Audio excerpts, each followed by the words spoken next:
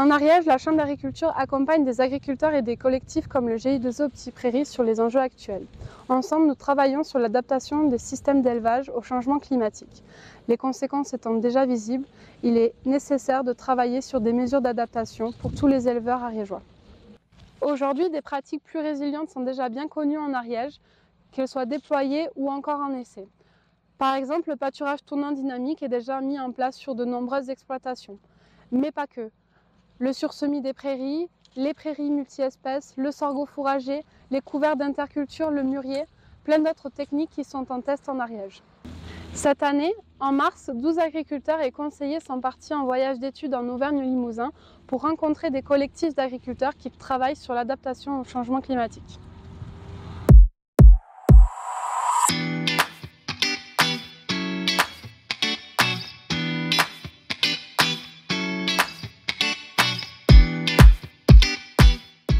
La première journée, nous avons visité 2 exploitations du groupe Défi de la Châtaignerie dans le Cantal. Le matin, nous avons vu de la sylphie chez Gilbert Chaussy.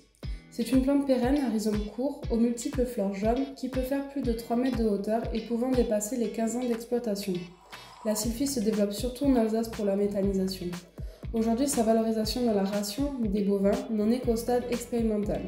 Pour la méta, on ne la récolte qu'une seule fois par an, début septembre, et peut produire entre 15 et 20 tonnes de matière sèche à l'hectare. Chez Gilbert, l'objectif est de réaliser 2 coupes par an avant la floraison et faire entre 12 et 17 tonnes de matière sèche à l'hectare en obtenant un fourrage appétant et digestible. Son conseiller voit la sylphie comme un complément fourrager sécurisant, permettant de faire du stock, mais ne remplacera pas le maïs. Un atout majeur, son aptitude à résister aux coups de chaud et aux épisodes de sécheresse, ainsi que sa capacité à redémarrer après le gel. Un des freins pour cette culture est le coût d'implantation, soit d'environ 2 400 € l'hectare. C'est aussi une culture à implantation lente, exprimant son potentiel de rendement que 2 ans après le semis. Sur le terrain, nous avons observé des rosettes et beaucoup de rumex, mais la sylphie devrait concurrencer efficacement les adventices. L'après-midi, nous avons visité l'exploitation de Franck Joyal, passionné par la gestion de l'herbe. Depuis 2016, il réalise des sursemis de métailles sur la totalité de ses prairies et luzernes. En 2022, par exemple, il a semé le 20 septembre 70 kg d'avoine et 30 kg de veste commune à 3 cm de profondeur, à l'aide d'un semoir sur herse qu'il a aménagé comme un semoir semi-direct à dents sur une prairie, sans la détruire et suivi d'un passage de rouleau. Il a fait pâturer les vaches laitières très tôt, dès l'automne, et il a pu ressortir les animaux mi-février. À cette période-là, les vaches packagent essentiellement de l'avoine et laissent la prairie. Le pâturage permet à l'avoine de taler et de continuer son cycle. L'opération peut se répéter 2-3 fois au printemps sans risque pour la céréale. Les parcelles peuvent être ensuite fauchées ou pâturées. De nombreux essais sont suivis dans le Cantal sur cette technique, à la fois sur les mélanges et les modes d'implantation. Nous avons poursuivi notre route en Corrèze où nous avons rencontré 2 agriculteurs du GI2E agroécologique. La première visite était sur l'exploitation de David Durand. Avec l'animatrice du groupe Coralie Siriex, ils mettent en place divers essais pour réduire les coûts de production. À commencer par la récolte de la semence de luzerne. L'agriculteur récolte la graine à la 3e coupe, 45 jours environ après la floraison. Il est souvent conseillé de moissonner la 2e coupe pour plus de rendement, mais l'agriculteur veut éviter de perdre une coupe de fourrage. Les résultats sont hétérogènes en fonction des années.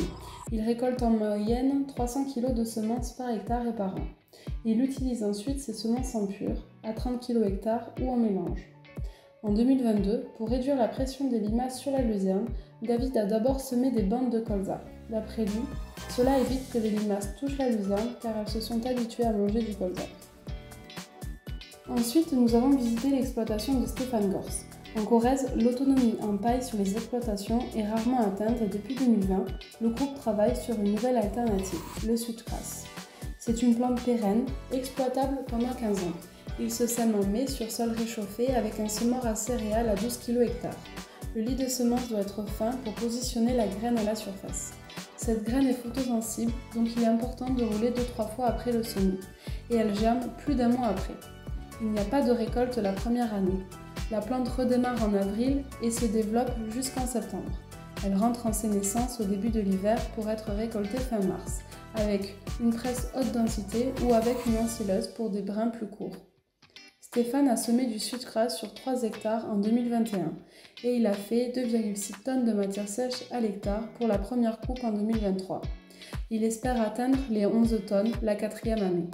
Sur son exploitation, il se sert du switchgrass avec des brins courts pour les canards et des brins longs pour les vaches d'engraissement. Les brins longs ont une capacité d'absorption similaire à la paille des céréales.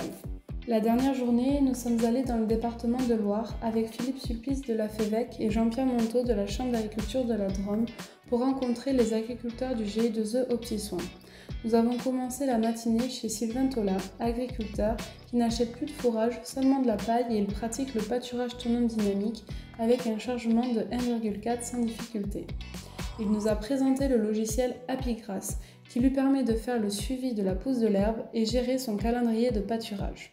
Tous les 15 jours, il fait le tour de tous ses paddocks pour définir l'herbe disponible grâce à un herbomètre qui mesure une hauteur d'herbe compressée. Pour lui, c'est un outil indispensable dans une époque fortement impactée par le changement climatique et avec les années très fluctuantes que nous subissons.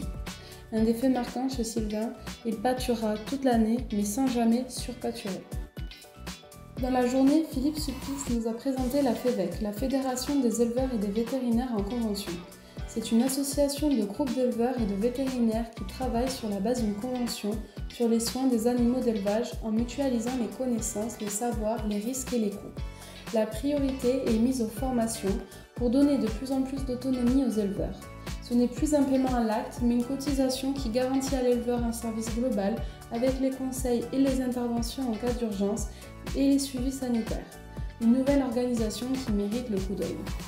Enfin, nous avons terminé notre voyage avec une courte visite chez Ludovic Giraudon, éleveur bovin viande blanc d'Aquitaine. Depuis 2016, il est en pâturage tournant dynamique et utilise lui aussi le logiciel Happygrass.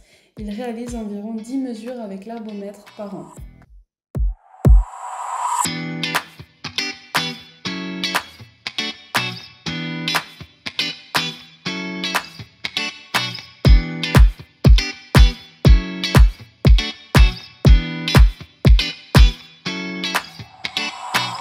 Quand j'ai vu la proposition de la Chambre d'un séjour concentré sur 3 jours, mais qui permettait de voir beaucoup d'exploitations différentes, donc on avait à la fois le côté concentré, mais le côté aussi où on se déplaçait, on voyait plein de choses différentes. Donc ça m'a paru une bonne opportunité de consacrer 3 jours à l'extérieur de la ferme, en plus dans une ambiance de grande convivialité avec des échanges enrichissants avec tout le monde.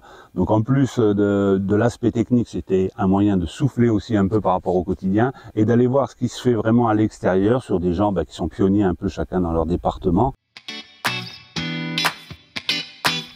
Parmi les différentes expérimentations qu'on a vues, une de celles qui serait le plus facile à mettre en œuvre ici, ça serait le sursemis, sur lequel moi j'ai déjà fait quelques essais mais peu concluants. Là, lors du voyage, on a pu discuter avec des gens qui avaient un peu plus de recul, qui avaient poussé la chose un peu plus loin, et donc ça me conforte dans l'idée qu'il faudrait que je réessaye.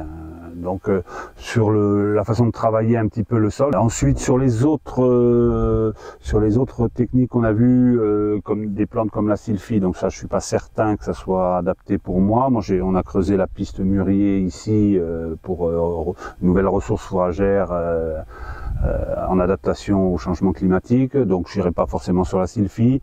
La plante qu'on a vue, le switchgrass pour le paillage, ici on est déjà en expérimentation, enfin même on est en phase de croisière sur l'utilisation de la plaquette bois, puisque ici il y a la ressource en bord de prairies, de parcelles. Concernant le pâturage tournant dynamique, on a vu des gens qui avaient poussé la technique assez loin, je pense notamment aux laitiers qu'on a vu. Alors, quand on a un parcellaire plat, groupé par exemple autour d'un bâtiment avec un point d'eau central, voilà, c'est des choses qui sont peut-être plus faciles à pousser plus loin dans le côté dynamique du pâturage tournant. Moi je suis sur un pâturage tournant à 3 jours, voilà, on est sur des rotations, c'est pas hyper dynamique. S'il fallait aller plus loin, c'est-à-dire recouper les paddocks, ça me créerait d'autres soucis type point d'eau. Donc quand je mets en balance Quel avantage j'irai chercher? Alors c'est sûr, encore une meilleure utilisation de la ressource fourragère, ça c'est sûr, par les animaux, moins de refus, mais en balance de ça, j'aurai des contraintes supplémentaires, notamment l'abreuvement plus clôture. Donc voilà, je pense pas moi aller beaucoup plus loin dans ce que je fais au niveau du pâturage tournant, mais c'est vrai qu'on a vu des gens qui performaient énormément là-dedans avec des résultats assez probants. C'est vrai. Je t'ai demandé un herbomètre. Ça c'est vrai, je l'ai utilisé, c'est un peu moins vrai, parce que bon, tout feu tout flamme, retour du voyage, j'ai dit il faut quand même que j'aille me rendre compte avec des chiffres de la pousse de l'herbe. Donc j'ai fait mes premiers relevés, après j'ai été un peu moins assidu. Ça me conforte aussi dans l'idée que s'il faut aller techniquement un petit peu plus loin, dans mon cas, encore une fois, je remets pas en cause du tout ni les outils, ni la technique associée de la Pigrasse, mais dans mon cas, voilà, je pense que j'irai pas jusqu'à une utilisation de l'herbomètre régulière à cause principalement du temps, voilà. Mais encore une fois, il y a des apports techniques qui sont indéniables, et je pense notamment peut-être pour des gens qui débutent plus dans la profession, qui ont besoin à un moment d'avoir vraiment ces références, de se faire une idée chiffrée de façon rigoureuse de la ressource à un moment, des tonnes de matière chaise qui s'accumulent au fil du temps. Je pense que cet outil est vraiment adapté. Alors, au niveau du matériel, donc on est sur un travail superficiel du sol. On essaie de rabattre entre guillemets au maximum la prairie permanente en place, pour pas parce qu'elle va repartir le plus vite, elle a son système racinaire en place. Simplement, dans les espaces qu'on va libérer par un travail du sol superficiel, on va apporter donc de nouvelles graines. Je pense qu'au niveau du matériel, je peux continuer à faire ce travail du sol avec mes herses de prairie, l'action des herses de prairie assez spécifique, sur des réglages qu'on pousse en mode agressif pour vraiment enlever le maximum d'herbes sénescentes et de mauvaises herbes et de mousse. Et derrière, après au niveau du semis, je suis pas vraiment équipé. Je pense qu'avec des voisins qui sont un peu plus équipés, il y a moyen de poursuivre les essais. Parce qu'après, chez moi, je vais parler de 3, 4, 5 hectares par an à refaire dans les prairies les plus dégradées. Ça justifie pas d'acheter un semoir spécifique pour ça. C'est plutôt du matériel à partager. Voilà, aller chercher le top du matériel, mais en commun, quoi.